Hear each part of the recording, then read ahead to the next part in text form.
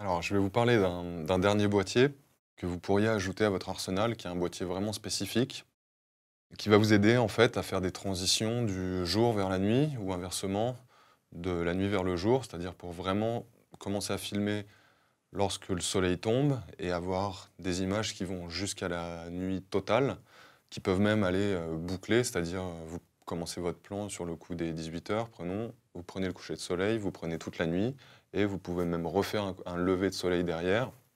Donc c'est un boîtier qui est assez intéressant, assez puissant, et que je tenais à vous présenter, qui est en cours de développement. L'algorithme est sans arrêt amélioré, donc il faut généralement aller remettre à jour l'algorithme. Il est quasiment mis à jour chaque semaine. C'est un boîtier que vous pourriez trouver chez Edisia Visual, donc qui est un revendeur hollandais, et c'est ce qu'on appelle un lisseur d'exposition. En fait, pour que vous compreniez, évidemment, si vous commencez un plan de jour, à l'heure du coucher de soleil, un petit peu avant, et que vous voulez aller jusqu'à la nuit, évidemment, vous allez être sous-exposé dès que la lumière va tomber et que vous allez arriver en lumière très basse. Et inversement, si vous commencez la nuit et que vous voulez voir le soleil se lever, vous allez être complètement brûlé lorsque le soleil va sortir. L'avantage de ce boîtier, l'intérêt de ce boîtier, c'est que lui, il va sans arrêt compenser sur les différents paramètres sur lesquels il peut jouer sur votre appareil, donc sur les ISO, sur le temps de pause et sur l'ouverture. Et il va faire en sorte que l'histogramme en fait ne sorte jamais, ne soit jamais soit brûlé, soit sous-exposé. Donc en fait, comment fonctionne le boîtier? Il va regarder la lumière qui rentre, la lumière environnante en fait, et en fonction de cette lumière, il va compenser selon le réglage initial que vous avez prévu.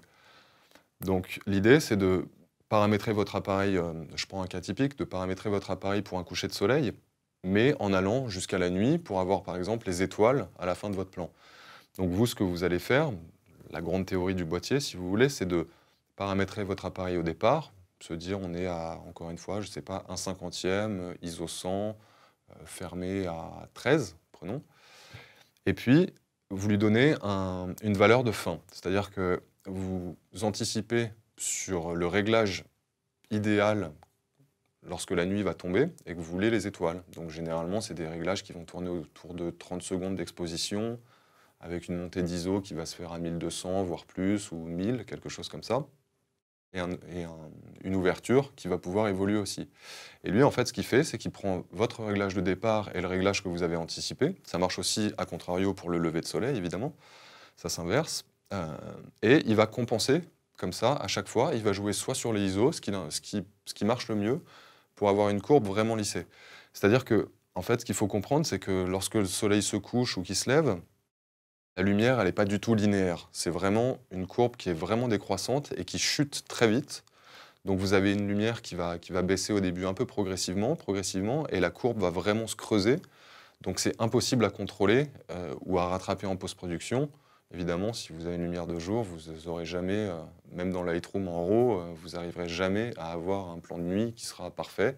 Et inversement, si vous avez réglé votre plan de nuit très bien pour les étoiles et que le soleil se lève, vous n'arriverez jamais à baisser pour pas que ça crame votre réglage. Donc c'est là que lui intervient et c'est là que lui fait son travail de façon quasi automatique. Donc c'est ça qui est intéressant aussi, c'est qu'il y a un mode expert évidemment dans lequel vous pouvez rentrer et aller bidouiller vous-même.